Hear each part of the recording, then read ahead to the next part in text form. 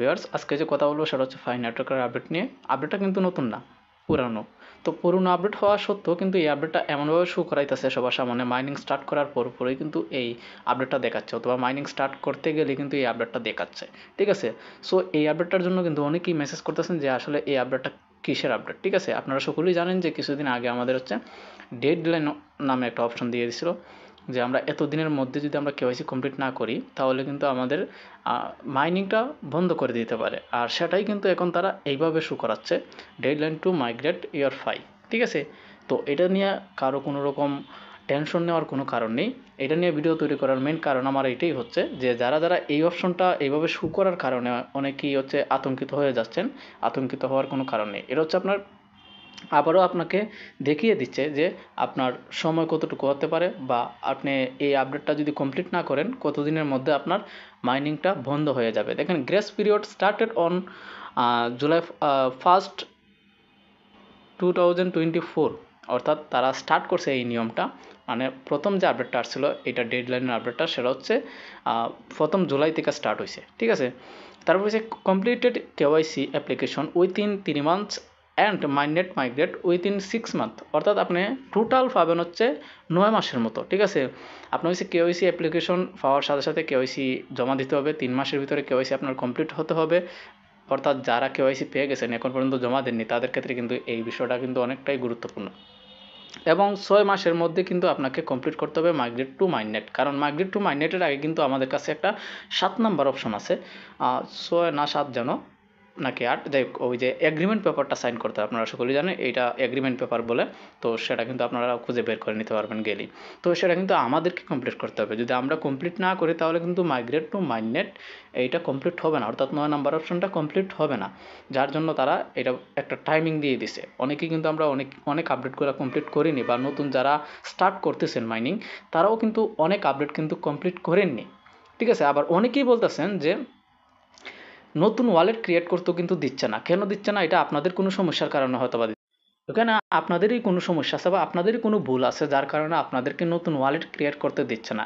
তো নতুন wallet create করতে দিচ্ছে না এরকম কিন্তু খুব কম লোক। ঠিক আছে? তো তাদের মধ্যে একজনে আমাকে হচ্ছে নক করছেন, সেজন্য আমি এই বিষয়টা আপনাদেরকে জানিয়ে দিলাম।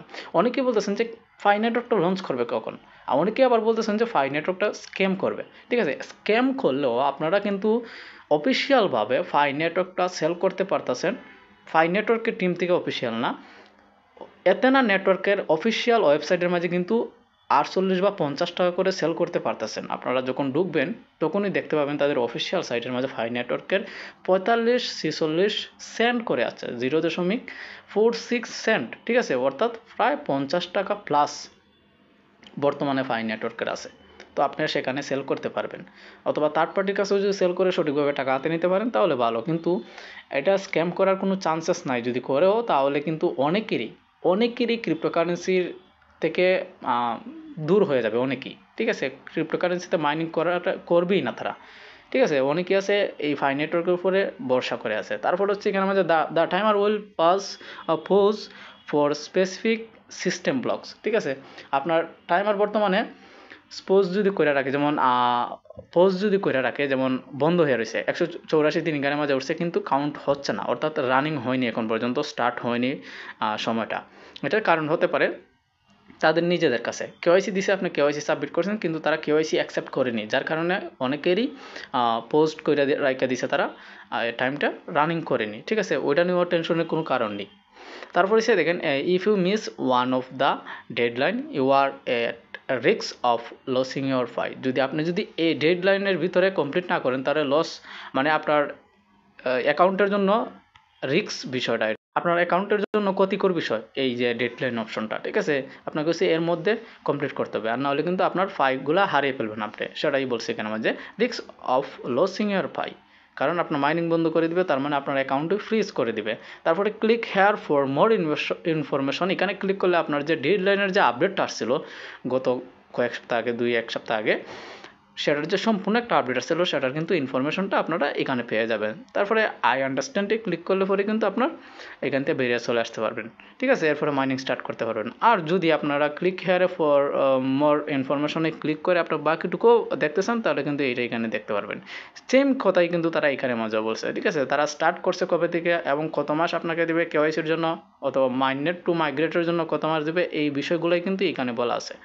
যখন আমি এই ক্লিক হেয়ার ফর মোর ইনফরমেশনে ক্লিক করছি, তো অনেকেই আছে অনেক ধরনের প্রশ্ন করে থাকেন, যেগুলো প্রশ্নের উত্তর কিন্তু আমি আরও অনেকগুলো ভিডিও তৈরি করছি সেই প্রশ্নের উত্তর নিয়ে, ঠিক আছে। সেই ভিডিওগুলো যখন দেখবেন আপনারা দেখবেন যে কোয়েশ্চন অ্যান্ড আনসারের 2 পার্ট 1 পার্ট বা অনেকগুলো আছে, সেখানে মধ্যে আপনাদের প্রশ্নের উত্তরগুলো পেয়ে যেতে পারেন। গুরুত্বপূর্ণ প্রশ্ন ছাড়া কিন্তু আপনারা আমাকে হোয়াটসঅ্যাপে নক করবেন না, ঠিক আছে।